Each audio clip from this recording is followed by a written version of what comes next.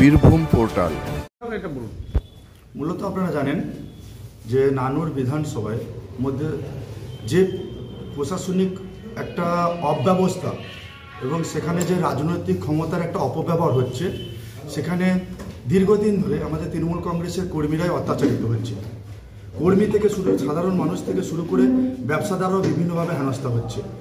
তার মধ্যে আপনারা দেখবেন যে আপনাদেরকে একটা বিষয় উল্লেখ করে বলছি যে আজকে শেখ আশরাফুল ওরফে আজহার, তাকে নানুর থানার পুলিশ গ্রেপ্তার করেছে।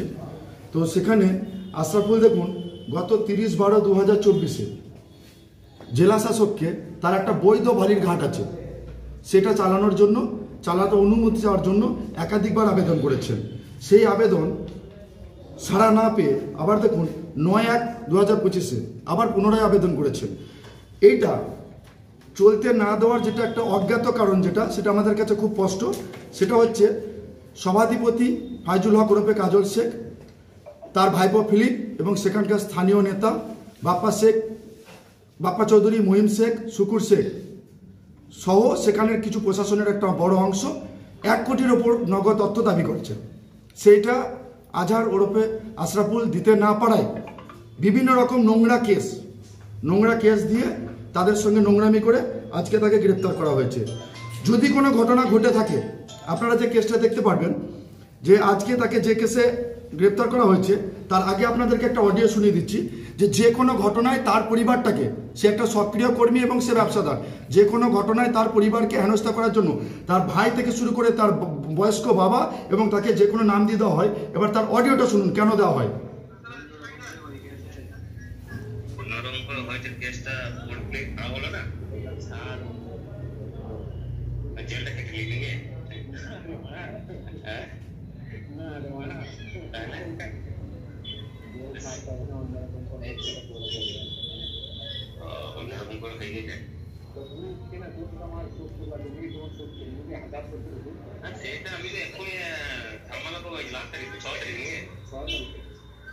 আমি এখনই জানছি ব্যাপার কেস হয়েছে একটা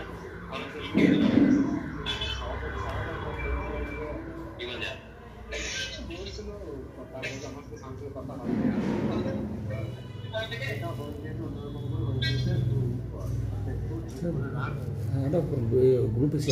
এরকম আরো অনেক অডিও ভিডিও আমাদের কাছে আছে, যেখান থেকে প্রি প্ল্যানিং ওই একটা পরিবারকে হেনস্থা করার চেষ্টা করা হচ্ছে, যে ওই পরিবারটাকে হেনস্থা করতে পারলে সেখানে তাদের বালি মাফিয়া রমরমিয়ে ব্যবসা চলবে।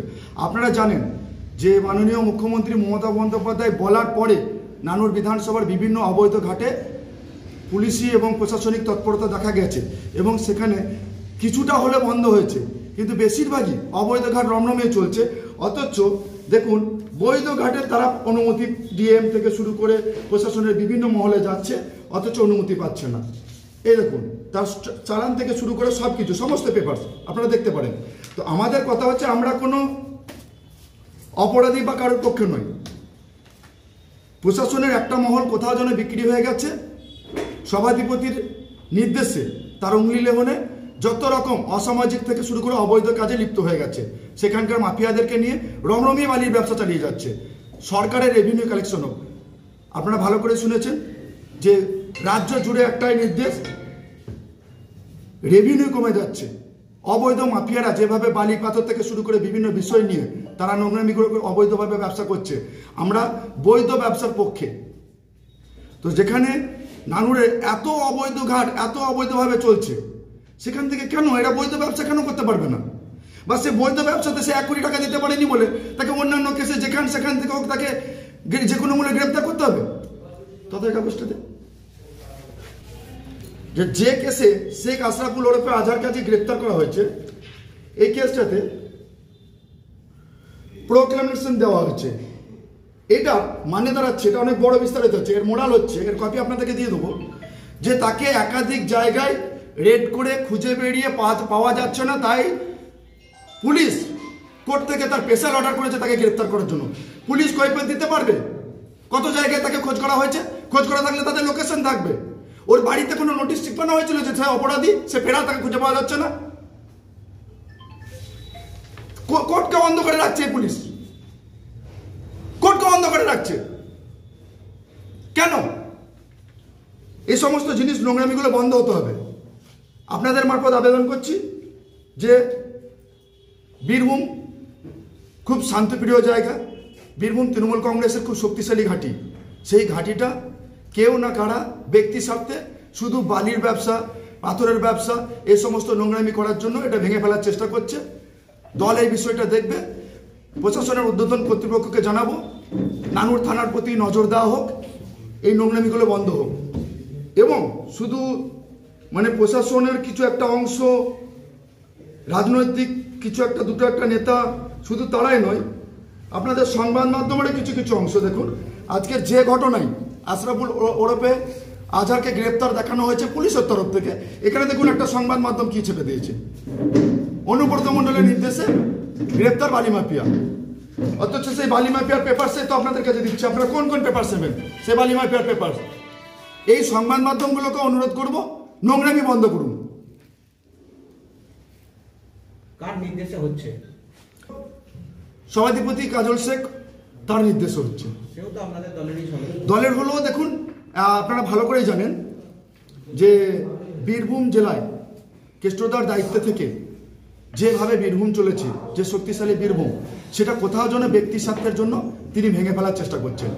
এর আগে আপনারা জানেন যে নিজের স্বার্থ সিদ্ধ করার জন্য 2016 সালে সিপিএমের প্রার্থী, তাকে তিনি জয় করেছিলেন, সেটা আপনারাও ভালো করে জানেন, দল জানে, সকলেই জানে। তো এই সমস্ত জিনিস নোংরামিগুলো বন্ধ হবে। গোষ্ঠীকন্দল বলে কিছু নেই। বীরভূমে মমতা বন্দ্যোপাধ্যায়ের আশীর্বাদে, অভিষেক বন্দ্যোপাধ্যায়ের সেনাপতিত্বে, অনুব্রত মণ্ডলের নেতৃত্বে একটাই গোষ্ঠী, অনুব্রত গোষ্ঠী। এখানে সেকেন্ড কোনো গোষ্ঠী নেই। এই নিজেকে জাহির করার জন্য এই নোংরামিগুলো করা হচ্ছে। যাকে গ্রেপ্তার করা হয়েছে, যে বালি ব্যবসায়ী, তিনি কি তৃণমূলের সক্রিয় কর্মী? অবশ্যই তিনি তৃণমূল কংগ্রেসের সক্রিয় কর্মী। সে কারণেই কি আপনারা তার মানে পক্ষে হয়ে সওয়াল করছেন? এটা পক্ষে বিপক্ষে নয়। আজকে তৃণমূল কংগ্রেসের কর্মী সে না হলো, তাকে যদি এইভাবে, এই যে আপনি যে অর্ডারটা দেখলেন যে এখানে ফেরার দেখানো হচ্ছে, অথচ তাকে তার অফিস থেকে এসে ধরে নিয়ে চলে যাওয়া হচ্ছে, তাহলে সে কোথায় ফেরার? তার বাড়িতে কোনো নোটিশ চিপকানো হয়েছিল যে সে ফেরার? তাহলে কি পুলিশের ওপর আপনাদের আস্থা নেই? পুলিশের একটা অংশ নোংরামি করছে, সম্পূর্ণভাবে বলবো না, পুলিশের একটা অংশ নোংরামি করছে। সেটা আমরা এসপি সাহেবকেও বলবো বিষয়টা দেখার জন্য। উনি নতুন এসেছেন, আশা করছি উনি খুব তাড়াতাড়ি এই বিষয়গুলো নজরে আনবেন।